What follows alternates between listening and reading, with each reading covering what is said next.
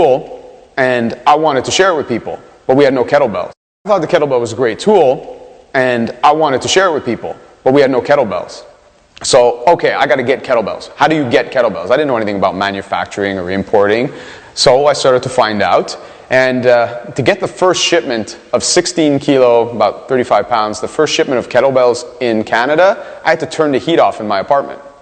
Because I could either have heat or I could have kettlebells, but I couldn't afford to have both. So in retrospect, like now a decade later, when I look back, that's not logical. That's really nuts, and that's not even really an intelligent business move. I don't think this would be taught in any business class. You should turn off your heat, take all of your savings, buy a weight that no one knows what it's used for, and there's zero demand, and that's how you'll start a business that will spread across the country and then ultimately have you traveling around the world. And that sounds stupid. No one would do that. I don't think I'm going to be invited to to lecture at Harvard's business class. But that's actually how it started, and that's what I did. And I believed in the product that much. I knew that the weights were great. I knew that the way that I was teaching it, people would get exactly what they wanted out of it. I just needed to get somebody in front of me, and as soon as I taught them, they would want it. So even though it didn't exist in this country and no one wanted these things, I knew that they would. I think if I had thought about it, I mean, now I think about it in retrospect, I'm like, why did I even go learn how to use these things? It cost me thousands of dollars that I didn't really have. I had to hop on a plane, I had to go take a course, I had to do all these things, and then I had to invest so much money after. If you were to ask me, if like a friend came to me and said, hey, I have this idea, I'm going to go, fly down to the States, I'm going to learn this thing nobody's doing and invest thousands of dollars in it, and then I'll come back and we won't have any of the product, but I'll figure that out later. I would tell them, this is not a good idea, what you're doing. So even though logically it didn't make sense, I just felt that it was the right thing to do at the time, and I went with my gut. And then when I came back, every decision there and after was the same thing. It just, okay, well, now we've got the weights, people are buying these weights, they need an instructional video. And one of my buddies just told me, he's like, you got to make a video. I said, yeah, I guess you're right. So I made a video with no idea how to do it. We just, did it. And then people said, hey, I have the video, and I've got your kettlebell, but is there anybody in my area to check to see if I'm doing this right? And after a year of saying no, my same buddy said, hey, you got to teach some people and make some trainers. I said, yeah, well, that sounds logical. I guess I should do that, right? And so I offered to give an instructor course, and people came. And then more people said, hey, would you come over and give that instructor course in our area? Because we have some people that want to do it too. And it started to grow and grow. And now kettlebells are all over the world, and you can find them in gyms. But when this was going on, and when I was doing this, mine was only the third course in North America. So between the States and Canada, there were only the three of us. There were, two other guys doing it. And in Canada, there was nothing. And so it started to spread just from, sharing it with one group and sharing it with another group. And that's how, ideas spread. If there's something behind them that's substantial, eventually it will get out there. People, I think, always think about marketing and they look for a hook or a trick. If the thing's good, people will want it. What trick do you really need? There were crazy obstacles that I think today people can't appreciate because, like I said, you can go to the corner store, you can buy a kettlebell. I've seen them in, department stores. They get the little tiny ones, but sometimes you get even like really proper size ones and well-made ones.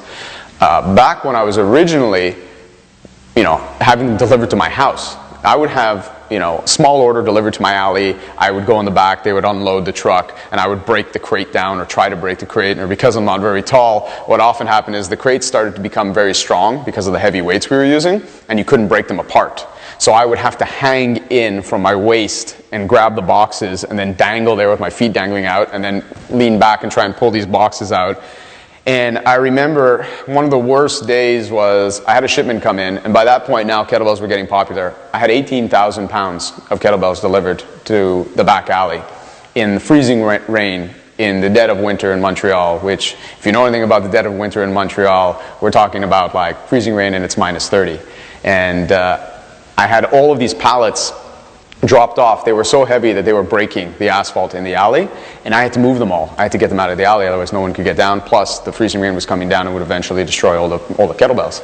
And I had to get all these weights into the garage. And I was married at the time, and I started to move everything, And my wife came in the backyard and she saw me doing this, and she said, what are you doing? I said, the shipment just arrived. And she said, how much weight is that? How many kettlebells? And I said, it's like a total of 18,000 pounds. And she said, how are you going to move 18,000 pounds? And so I smiled and I said, one kettlebell at a time. And she kept coming out and said, do you want to take a break? And I said, no. And she said, why? I said, I'll never start again. And I just moved the 18,000 pounds, one kettlebell at a time, and I put them in. And it took that, and that moving the 18,000 pounds worth of weight in the freezing rain in the dead of winter, in retrospect, is the perfect kind of symbol for how I ended up doing what I'm doing now. If I wasn't willing to do that, I would have never gotten to where I am now. So people see, like, you know, I'm fortunate I get to travel around the world. I have people from Hong Kong and New Zealand and Ireland that ask me to come give seminars. And oftentimes I'll run into friends that find out what I'm doing for a living now. And they said, how did you get to that? How does some guy in Hong Kong know to call you to have you? Because that was my resolve, was enough to move those weights and do that on that day. And I had the resolve to also get the word out about what I was doing. And so when it came to obstacles, yeah, there were plenty of them. But even moving that amount of weight in the freezing rain wasn't a deterrent. So none of the obstacles were a deterrent. I knew exactly what I was going to do, and I knew that what I was doing was good. And if somebody didn't see it, I moved on to the next person. And then when that person saw it and the next person saw it and they all started doing it and they all wanted to do it, then the original people that wanted nothing to do with this, they all came around. I would try all kinds of things because I was doing it blind. I really didn't know how you would do that. So I would try everything that people do. You know, I mean, if anyone's ever tried to sell anything, you tried to cold call, that's like the worst feeling in the world, right? Oh yeah, I had one great cold call I remember. I called up a gym and I asked to speak to the owner, and I got the owner of the phone on the phone. It was a pretty substantial, large-sized gym, and I managed to get the owner on, and I said, do you know what kettlebells are? And she was like, no. And I said, oh, well, you know, are you in front of a computer? And she says, yeah. I said, great. Look on my website, I'm going to show you what they are. I started talking to her, and you know, I'm explaining to her a little bit about the kettlebells, and they've been around for a very long time. This is not a new fitness gimmick, and this is what we do.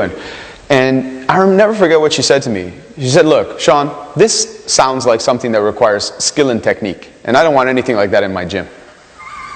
And I started cracking up. And part of me was really dejected and frustrated, and I was, you know, really annoyed. And then the other part of me just thought, wow, that's awesome. That's the funniest thing I've ever heard. And I wrote it down, and I remember putting it up on the piece of paper that, you know, this sounds like something that requires skill and technique, and I don't want anything like that in my gym. It's like, wow. So I guess that's what the fitness industry is, and that's what I have to deal with. I have to not only convince people that, yeah, they want this product, but I'm going to have to convince them that something that requires skill and technique is what you want for your clients. That's what you want people to be practicing, and to have that kind of a practice, not just to go in and mindlessly move weight or push on a machine.